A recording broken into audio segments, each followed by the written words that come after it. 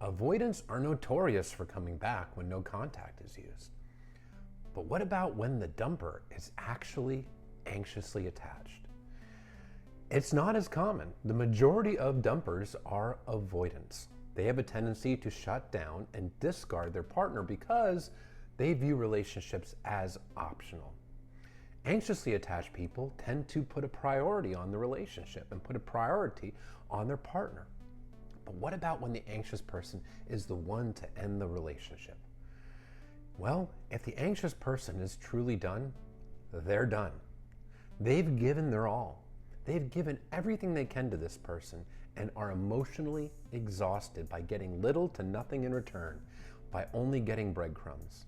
When the anxious person finally gets to the point where they are ready to hold a boundary, the odds of the anxious person coming back are slim to none.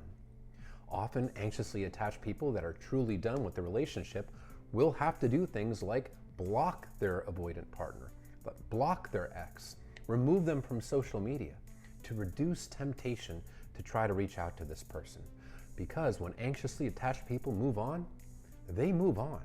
They're at the point where they've realized that this relationship is going nowhere and that their ex is not giving them the energy or the effort that they want, need, or deserve in the relationship. It's very common for anxiously attached dumpers to struggle with guilt, feeling like they're bad people for asserting their wants and needs and holding a boundary and ending the relationship. They may self-blame and view themselves as being selfish for holding that boundary.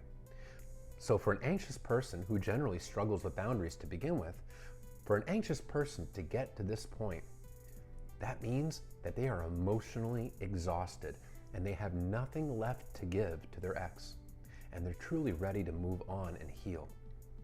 So when the anxiously attached person is a dumper and truly wants the relationship over, it's over and they're rarely coming back.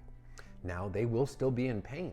They still will be hurting because chances are they're blaming themselves for a lot of the problems, because that's what anxiously attached people do. They personalize the behaviors of others. They personalize the traumas of others. They ruminate endlessly on the breakup. They ruminate endlessly on the relationship, wondering what they could have done differently to control the outcome. Here's the reality. You can't control anybody else. If you gave your all to this relationship and your partner gave nothing in return, or very, very little in return, that's not your fault. That was their choice. You can't make anybody do anything.